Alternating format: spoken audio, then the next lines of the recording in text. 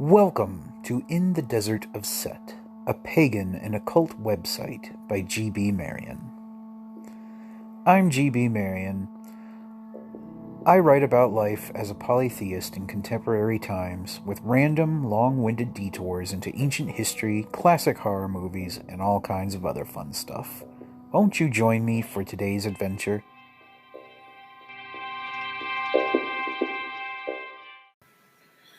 If you'd like to read a free electronic print copy of the following recording, please visit desertofset.com.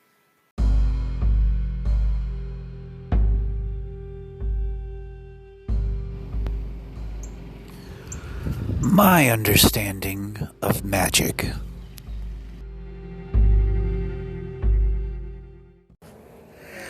My understanding of actual magic, not to be confused with mere illusionism or stage magic, hinges on the Egyptian concept of Heka, which more accurately translates to mean divine speech.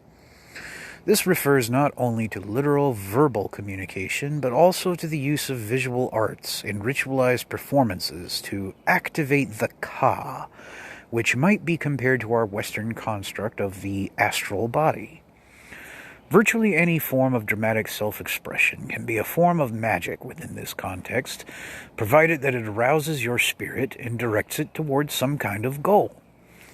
This goal can be operative, to heal the sick, ward off negative energy, divine omens, or it can be initiatory, to reach a higher state of consciousness, or it can even be devotional, to honor a deity or ancestor.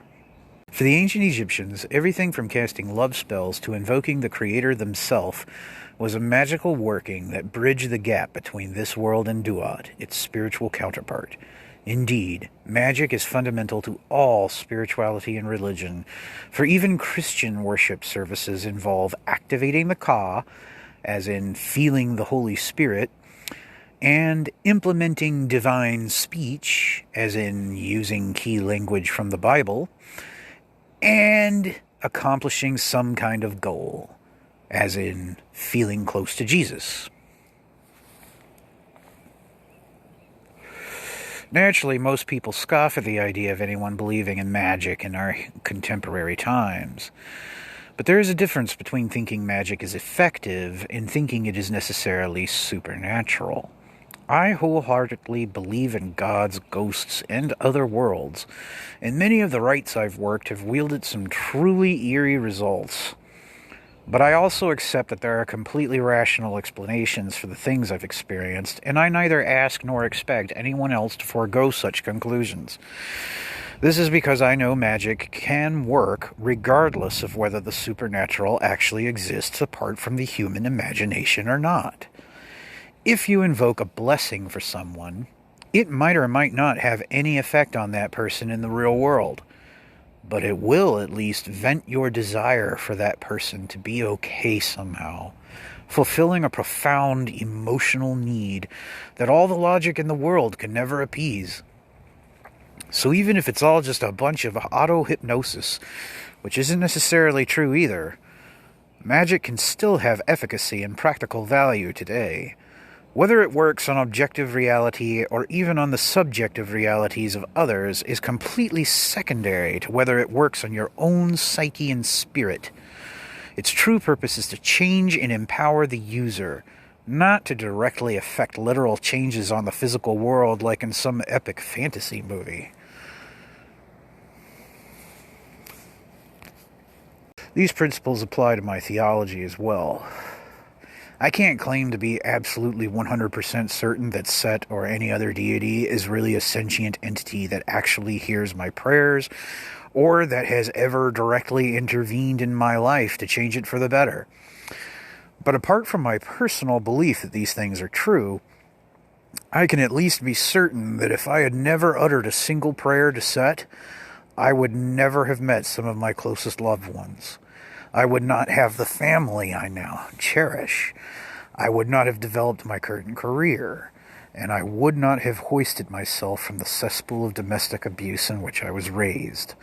None of this proves that Set is objectively real by any means, but it does prove that his influence in my life is strong enough for it not to matter whether he is or isn't.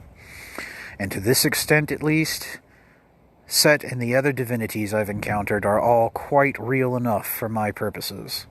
Whatever the gods actually are, or however they are to be explained, they are certainly effective, just as magic can be effective, whether it is truly paranormal or not. So I will just go right ahead and keep praising Big Red until the cows come home. Inevitably, we must address the issue of magical ethics. The same principle behind the blessing spell I described above will also empower a hex or a death curse to work in much the same way, on the sender, not necessarily on the recipient. Many pagans warn that doing this is unethical and will unleash terrible consequences upon the users, no matter how much their intended victims might deserve whatever is wished upon them. I have even heard someone tell rape survivors they have no business casting hexes on the men who assaulted them for fear of violating some lofty cosmic law.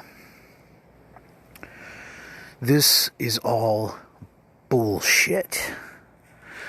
Burning effigies and sticking pins into dolls are perfectly healthy ways of vindicating yourself emotionally without actually harming anyone, especially if we're talking about an injustice as heinous as rape. If the helpless can't use magic to win some kind of control back over their lives, then what fucking good is it?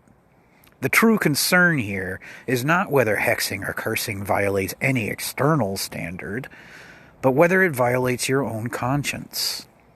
Let's say you do cast that death curse on your tormentor, and he actually dies that painful, humiliating death you wished upon him. Would this coincidence spook you and make you feel guilty?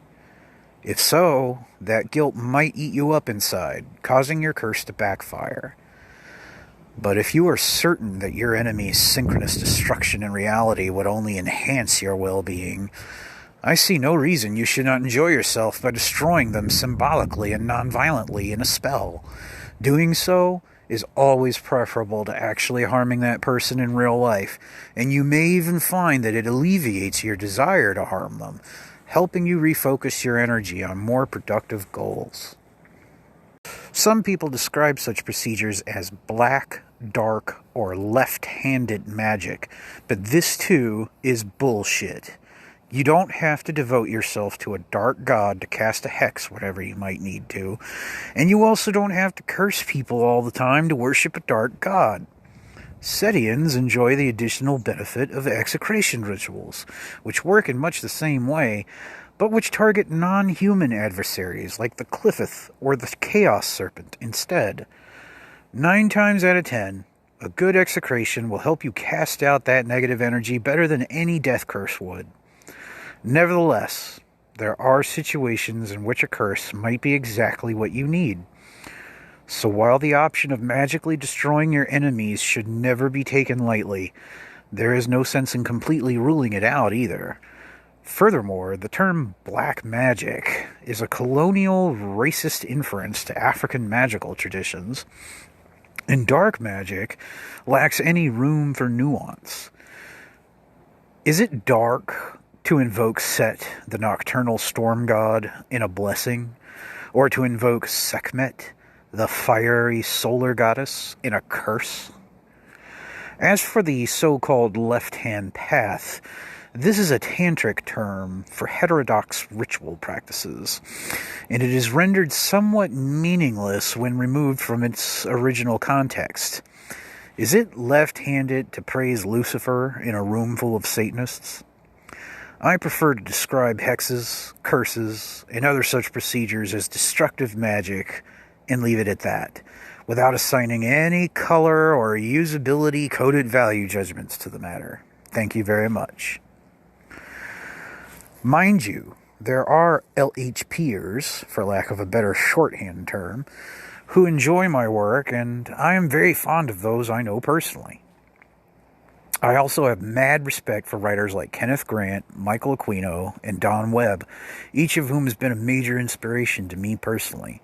So it is not a matter of me wanting to distance myself from left-hand path culture at all. It's just that I deviate from most left-hand path ideologies I know about, which all seem to emphasize worshiping the self over any external deity. I believe everyone is really a living demigod, so the idea of worshiping yourself actually makes perfect sense to me. But there is no reason a polytheist who believes in many gods can't also revere other divinities in addition to their own. Yet I have found that speaking of devotionalism in left-hand path circles can stir up just as much controversy as discussing hexes can in Wiccan circles. I worship and pray to Set as if he were a real sentient being. Again, regardless of whatever he might actually be in objective reality, which is irrelevant. If being a devotional polytheist is enough to disqualify me from fitting beneath the left-hand path umbrella, well, so be it.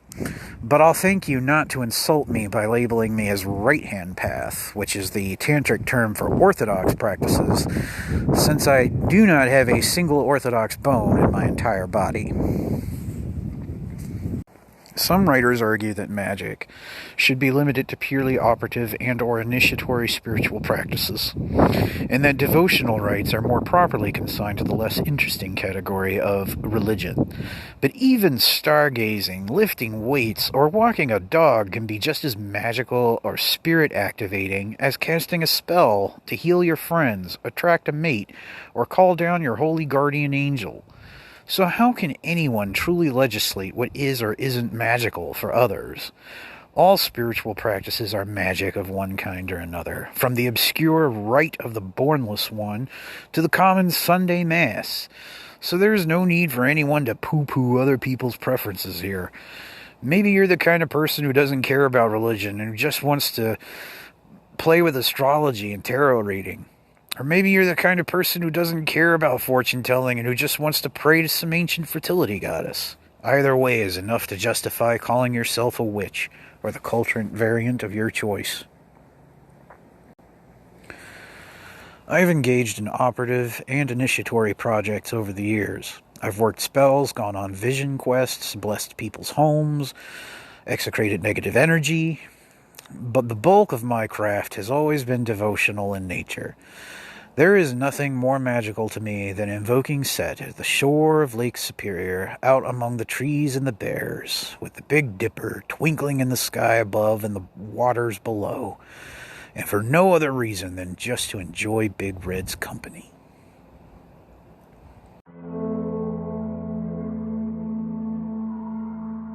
Thank you so much for listening. If you enjoyed this sermon and you'd like to read some more, please check out desertofset.com. I hope you have a wonderful day. Set bless.